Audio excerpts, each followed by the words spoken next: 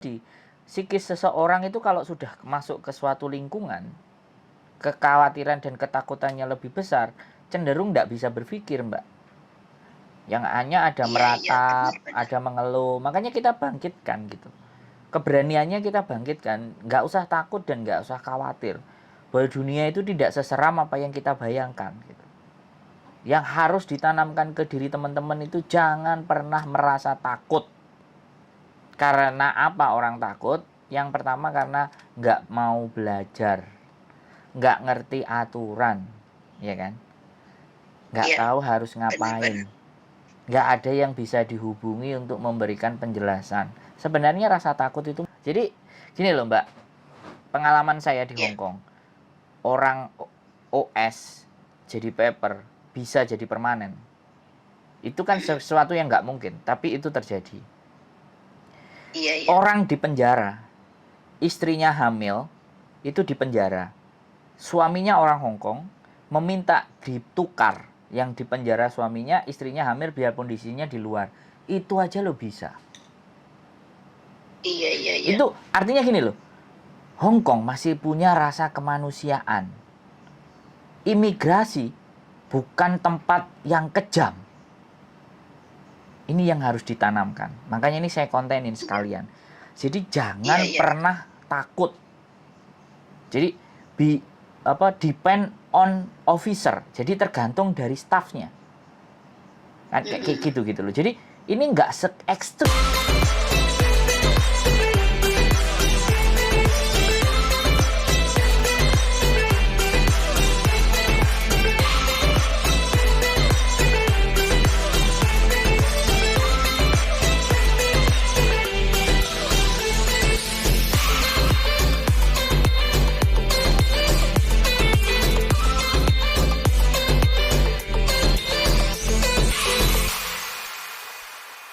Waalaikumsalam warahmatullahi wabarakatuh.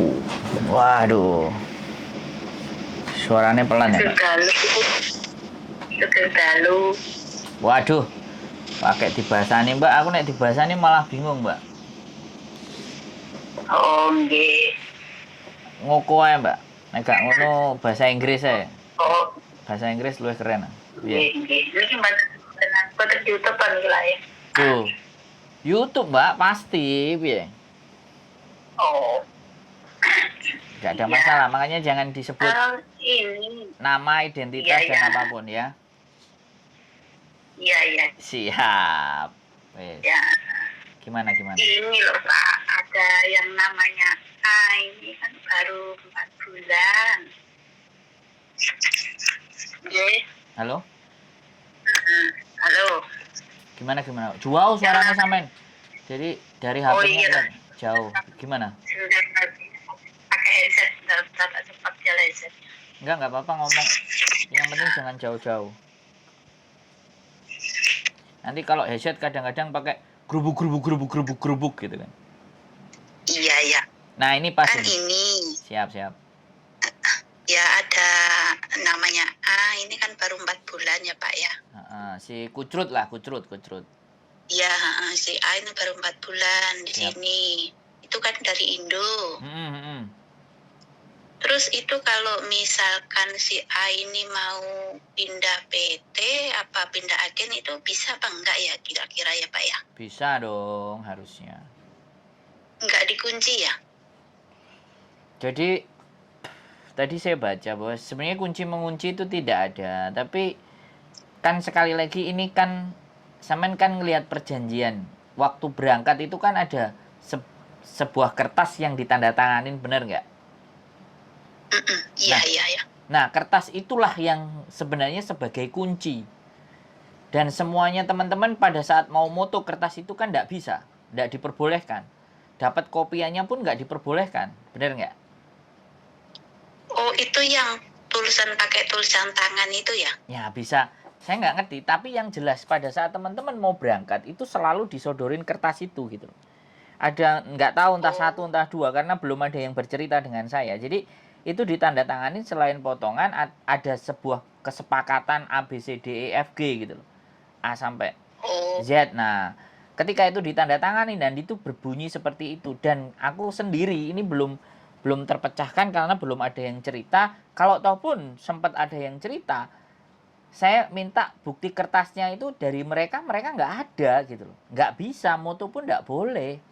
Tapi gini aja, saya berkesimpulan, Ya, tidak ada masalah. Selama potongan sudah kelar, beres, maka iya. ya resikonya sekali lagi. Sampai pulang, balik ke Indonesia, kalau break, otomatis proses potongan lagi gitu. Itu yang pertama.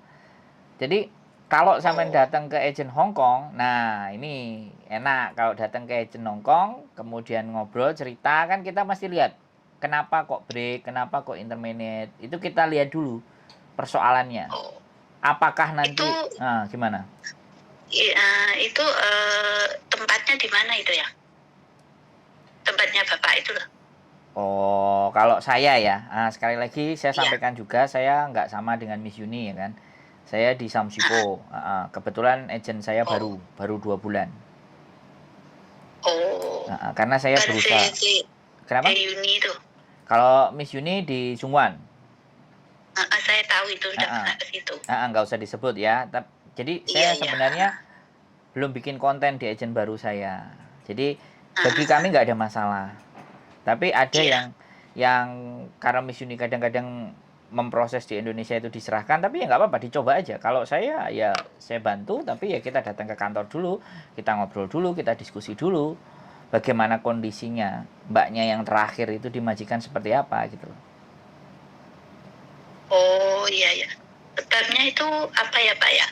Dia itu nggak pernah libur gitu loh. Nggak pernah libur. Nggak pernah libur atau kalau mau bayar apa potongan papa itu diantar sopir, ditunggu, diantar lagi balik rumah gitu. Dia nggak pernah libur gitu loh. Tapi disakiti nggak? Kalau disakiti sih enggak, cuman apa dia tuh badannya sekarang tuh Kurus. habis gitu loh. Oke. Jadi gini, karena ini bukan si korban, Mbak. Jadi saya hanya bisa memberikan saran ke sampean. Kalau yang Ya. ngomong si korban sendiri, saya bisa sampai sejauh mana penderitaannya dia, sampai seperti apa. Karena kalau peraturan kan jelas gitu. Jadi Ya. bisa jadi kan banyak majikan yang memang nyarinya yang nggak ngerti apa-apa, supaya dia mampu dan bisa berbuat bagaimana dan seperti apa ke teman-teman kan gitu toh. Nah, Iya, iya, yang iya. dikhawatirkan kan di situ gitu loh. Makanya kalau anaknya sendiri nggak lapor, saya itu bingung kondisi di majikan kayak apa. Terus bagaimana dapat selanya dia untuk berjuang gitu loh. Dan nggak boleh libur. Waktu itu sudah aku kasih nomornya Bapak. Kalau ada waktu saya suruh ngubungin Bapak sendiri gitu. Waktu itu. 2 hari yang lalu kalau nggak salah itu. Apa kemarin itu udah aku kasih. Kalau ada waktu bagaimana bincang-bincang sama Bapak terus gimana solusinya apa gimana itu aku suruh tanya sendiri ke itunya orangnya. Itu. Terus gimana kalau misalkan pindah PT apa pindah Agent. agen, Ya. gimana gitu. Terus apa namanya itu kalau potongan berapa apa gimana itu kan apa namanya nggak tahu berapanya, nggak tahu, makanya tuh saya suruh ngomong sendiri, tanya sendiri, terus cari info, maksudnya info sendiri, terus udah kasih aku tahu nomornya, ya aku suruh hubungin kalau sudah ada waktu gimana gitu, waktunya kapan papa gitu kan, saya bilangnya gitu. Terus takutnya itu loh Pak, itu apa takutnya itu kalau sudah beratnya masuk agen lain apa PT lain, takutnya itu yang PT yang dulu itu kena kunci gitu loh, takutnya gitu nantinya gitu loh. Nggak usah.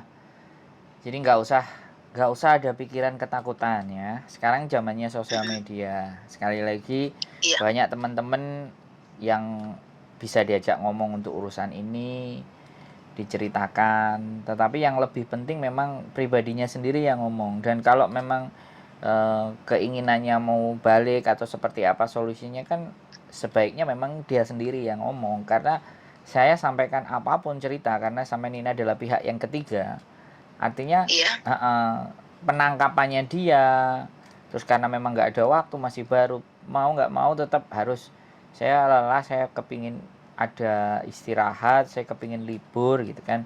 Jadi kalau misalnya potongan peraturan yang harus libur, saya bisa fotokan ke sampean, sampean bisa kirimkan ke dia untuk menunjukkan ke majikan untuk memulai belajar speak up, mulai belajar untuk berani menyampaikan gitu loh. Karena di peraturan ada, jadi kita sodorin peraturan. Bagaimana kalau enggak, nanti dia bisa telepon sendiri ke hotline-nya Lebor, kita juga bisa berikan konsultasi persoalannya dia, biar nantinya Lebor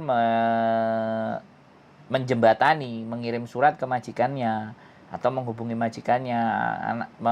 Tetapi sekali lagi, ketika Lebor sudah ngomong sama dia, dianya harus siap, harus ready apapun yang terjadi gitu loh. Karena namanya majikan kadang-kadang kan kayak gitu, seenaknya sendiri gitu loh.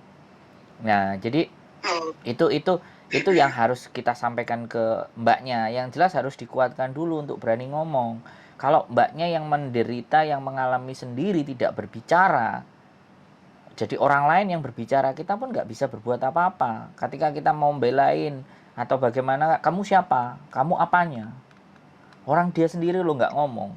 Nah, gitu kan kena kita, Mbak. Jadi, makanya dia juga X kok dia. Padahal dia X. Jadi, psikis seseorang itu kalau sudah masuk ke suatu lingkungan, kekhawatiran dan ketakutannya lebih besar, cenderung nggak bisa berpikir, Mbak.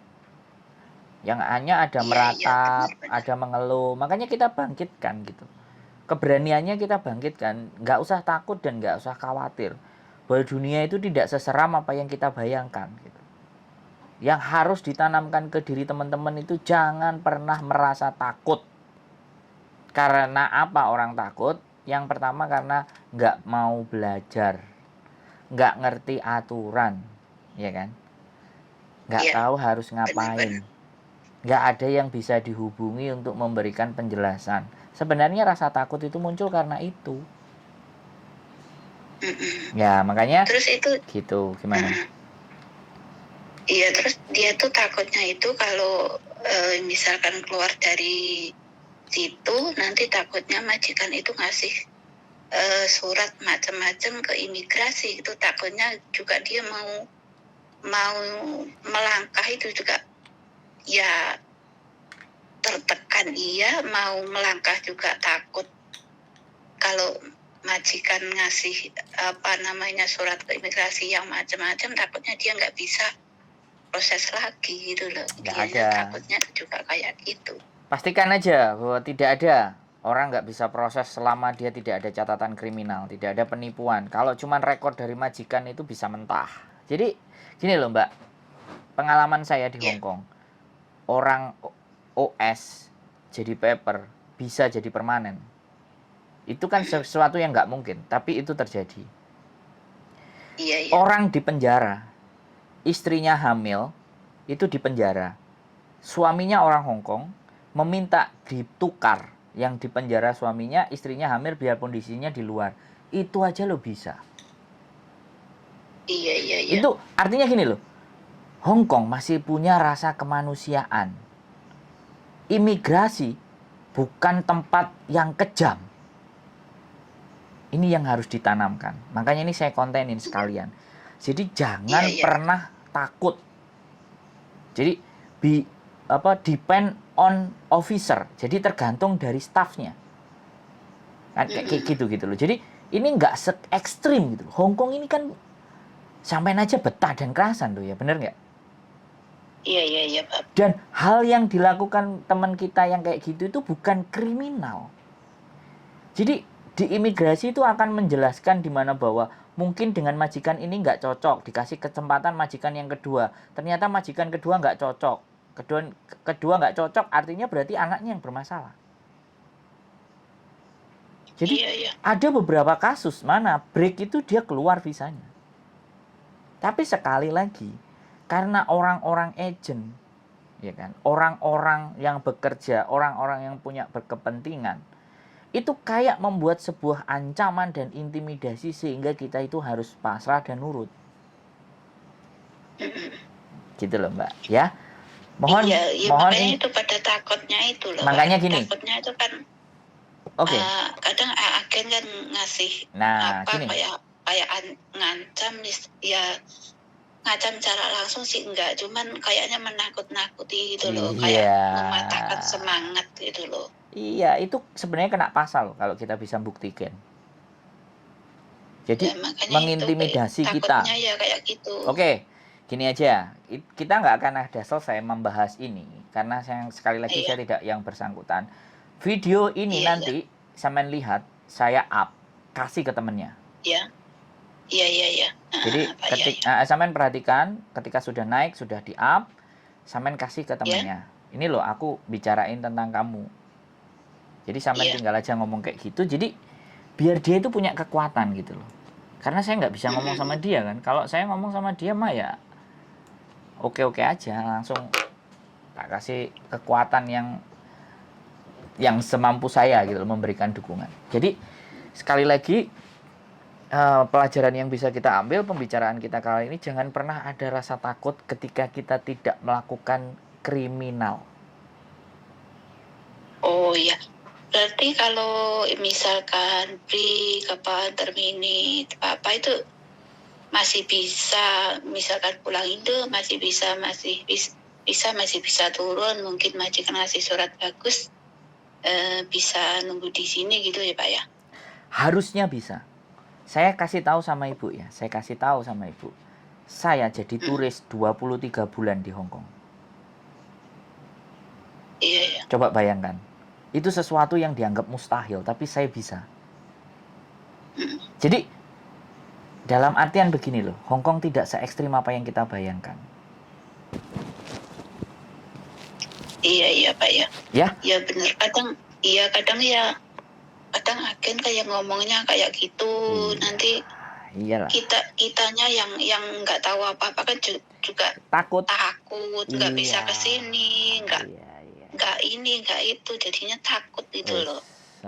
Jadi makanya kalau yang ini apa namanya, yang mentalnya agak ini drop gitu aja kalau dikasih tahu agen ini itu. Kadang ya gitu. Takut gitu. Takut gitu. Jadi seperti itu aja ya Mbak. Nanti konten ini segera saya naikkan, sampaikan ke dia. Ini aku bahas kamu di konten ini. Coba kamu dengerin. Iya, makasih Pak, makasih. Terima kasih juga. Saya terima kasih juga. Saya terima kasih sampean mau membela teman sampean, kawan sampean. Mudah-mudahan sampean bisa menyemangati dan tetap berteman baik, dan jangan sampai nanti eker-ekeran urusan hutang dan sembarang kalir kan. Please tolong kita bantu kawan-kawan kita sebisa dan semampu kita saja. Nggak perlu ada sesuatu yang kita paksakan. Iya, makasih Pak. Sehat selalu Mbak ya. Terima kasih, semangat gitu aja. Oke teman-teman, sekali lagi ya, kita banyak teman-teman yang merasa terintimidasi, ketakutan, dan tidak berani bersuara. Jadi harapan saya dengan konten ini menambah keyakinan teman-teman, memberikan kekuatan buat teman-teman semuanya bahwa tidak ada yang perlu ditakutkan di dunia ini ketika kalian tidak berlaku salah. Ketika kalian tidak menyalahi aturan, jangan pernah takut dan khawatir. Di blacklist, ditakut-takut tidak bisa masuk dan visa tidak turun, itu sebuah ilusi dan permainan saja. Sebelum kita menyatakan bahwa memang kita nggak bisa, sudah apply dan terbukti, barulah itu kita katakan. Tapi selama usaha kita masih kita lakukan, selama nafas masih berhembus dan kita masih punya kekuatan, keyakinan dan harapan, jangan ada yang mematahkan semangat kalian untuk berjuang memperbaiki kehidupan keluarga. Sekali lagi, kalian adalah orang-orang para jihad fisabilillah. Kalian berjalan di jalan yang benar, perjuangkan itu. Terima kasih dari saya. Silakan tonton konten saya berikutnya. Semoga memberikan sesuatu yang bermanfaat buat kalian semuanya. Terima kasih, selamat malam, dan wassalamualaikum warahmatullahi wabarakatuh.